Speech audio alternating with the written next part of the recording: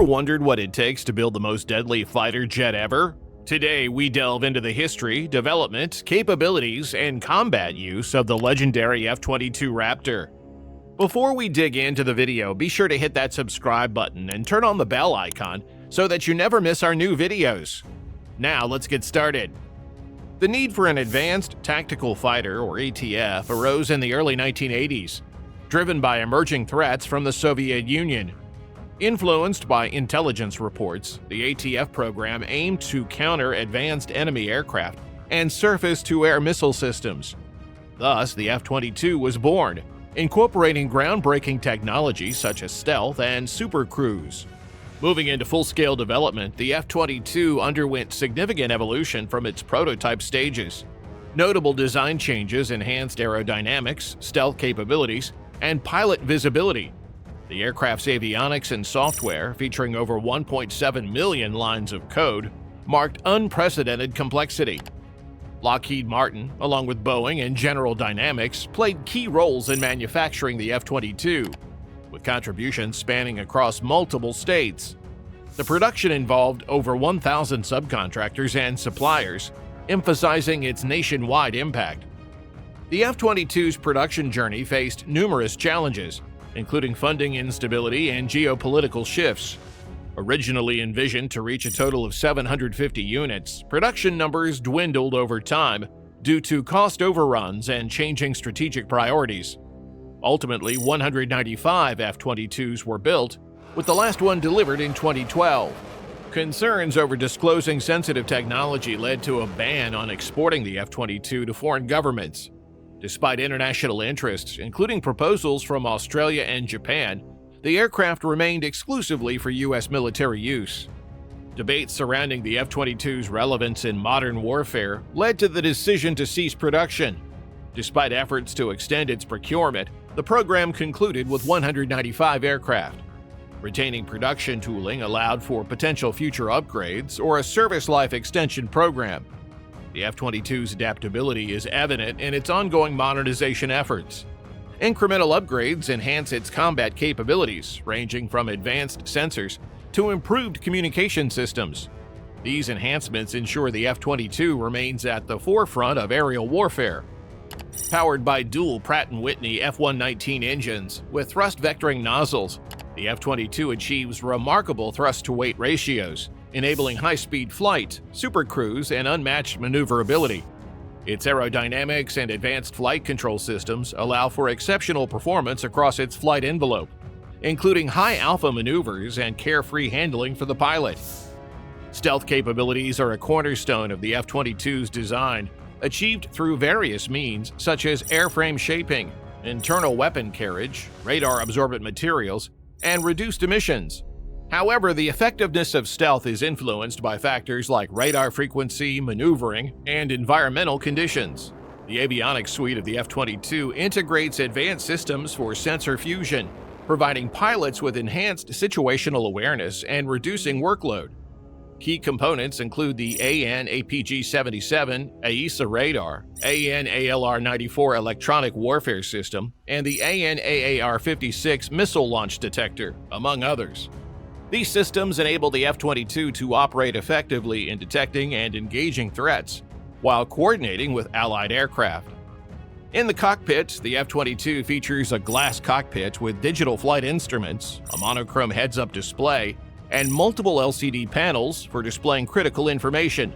The aircraft's life support system includes advanced features such as the onboard oxygen generation system and protective pilot garments to ensure pilot safety and performance in combat environments. The F-22 Raptor has 3 internal weapons bays, a sizable main bay positioned on the fuselage's underside, and 2 smaller bays situated on the fuselage's sides, located behind the engine inlets. Additionally, there are small bays for countermeasures like flares positioned beside each side bay. The main bay is divided along the center line and can house 6 LAU-142A launchers for beyond visual range BVR missiles, while each side bay accommodates an LAU-141A launcher for short-range missiles. The primary air-to-air missiles employed are the AIM-120 AMRAAM and the AIM-9 Sidewinder, with plans to integrate the AIM-260 JTAM. Missile launches necessitate the brief opening of the bay doors, during which pneumatic or hydraulic arms expel missiles from the aircraft to minimize vulnerability to detection. An internally mounted M61A2 Vulcan 20mm rotary cannon is embedded in the aircraft's right wing root, with the muzzle concealed by a retractable door. The cannon's firing path is projected onto the pilot's heads-up display via radar. Although primarily designed for air-to-air missiles, the main bay can substitute 4 launchers with 2 bomb racks, each capable of carrying either one 1,000 or 450 kilogram bomb, or 4 250-pound 110 kilogram bombs, totaling 2,000 pounds of air-to-surface ordnance. Despite its capability to carry GPS-guided weapons like JDAMs and SDVs, the F-22 cannot self-designate laser-guided weapons. While the F-22 typically carries weapons internally, its wings feature 4 hardpoints, each capable of handling 5,000 pounds. Each hardpoint can accommodate a pylon carrying a detachable 600-gallon or 2,270-liter external fuel tank, or a launcher holding 2 air-to-air missiles. The 2 inboard hardpoints are designed to accommodate external fuel tanks, while the 2 outboard hardpoints now house stealthy pods housing the IRST and mission systems.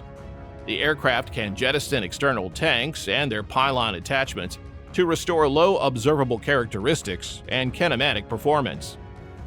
Maintenance for each F-22 entails a 3-week packaged maintenance plan every 300 flight hours. Stealth coatings, designed to be more durable and weather-resistant than those of previous stealth aircraft, accounted for nearly 1/3 of maintenance efforts. However, early coatings faced challenges against rain and moisture. Consequently, more robust coatings are being developed to reduce maintenance requirements. Depot maintenance for F-22s is conducted at the Ogden Air Logistics Complex at Hill Air Force Base in Utah, with meticulous care taken due to the small fleet size and limited attrition reserve. The availability of F-22s for missions increased to 63% on average in 2015, up from 40% during its introduction in 2005. Maintenance hours per flight improved from 30 early on to 10.5 by 2009, below the required 12, while man-hours per flight were 43 in 2014. Initially, the F-22 had a mean time between maintenance of 1.7 hours, short of the required 3.0, but this increased to 3.2 in 2012. By fiscal year 2015, the cost per flight hour stood at $59,116. The YF-22 originally had the unofficial designation as Lightning II, drawing inspiration from the Lockheed P-38 Lightning fighters of World War II. That designation lasted until the mid-1990s, at which time the USAF officially renamed the aircraft the Raptor. Interestingly, the name Lightning II was later transferred to the F-35. Locally, the aircraft was also known as the Superstar and the Rapier for short.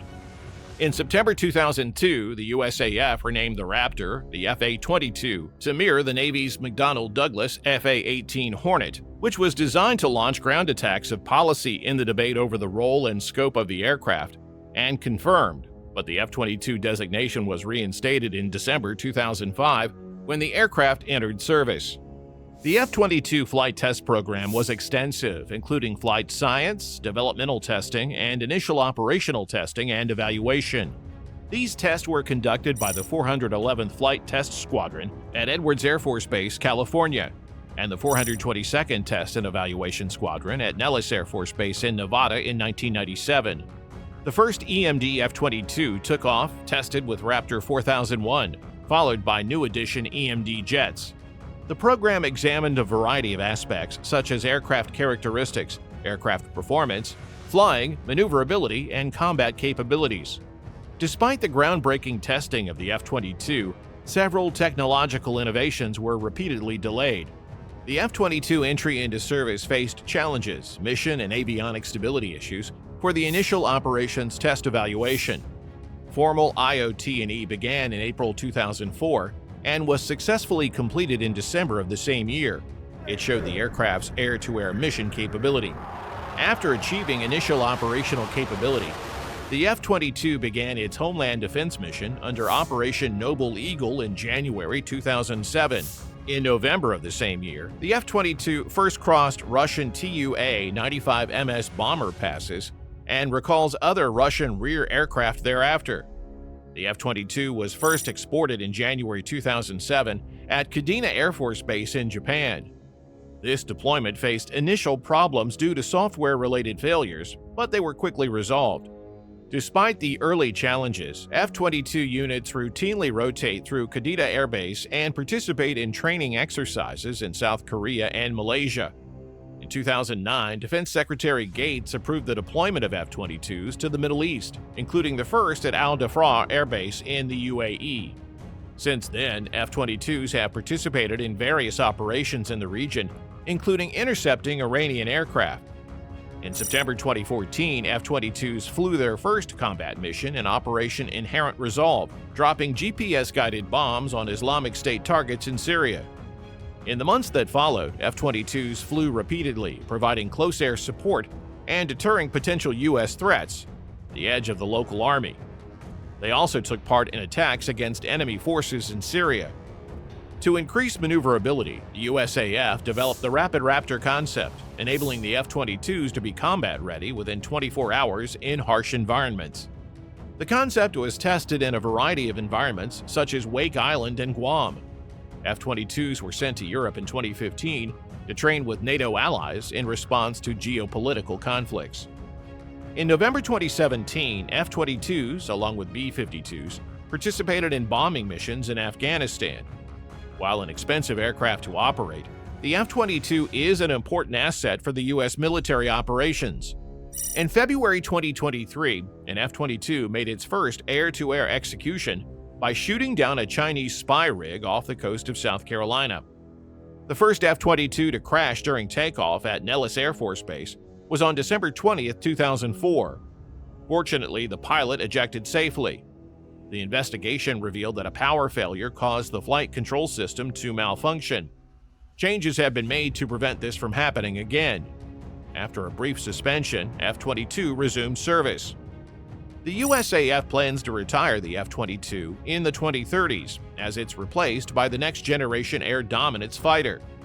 Air Force Chief of Staff Charles Q. Brown, Jr. envisions reducing the flight fleet to 4+1, the F-22, NGAD, F-35A, F-15E, followed by the F-15EX, the F-16, followed by the MRX, and the A-10. However, the A-10's retirement was accelerated. In 2022, the Air Force requested permission to keep only 3 of its Block 20 F-22s at Tyndale Air Force Base. Congress rejected this and prohibited divestment until fiscal year 2026. While the Block 3035 F-22 remains a priority, the Block 20 aircraft is considered outdated and unsuitable even for training.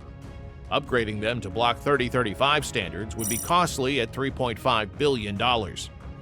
F-22 has changed aviation history by exhibiting exceptional capabilities and surpassing all other aircraft in aerial warfare. Since its creation and deployment in combat, the F-22 has been a formidable aircraft with unparalleled agility, cutting-edge technology, and air superiority. Legacy as a trailblazing fighter jet will continue as it approaches retirement, setting the stage for the next generation of air supremacy with NGAD. The flight may be over, but its impact on military aviation will continue for years to come, shaping the future of aerial warfare. So, what do you think are the most significant challenges the aircraft has faced throughout its service? And how has it evolved to overcome them? Let us know your comments below, and thanks for watching.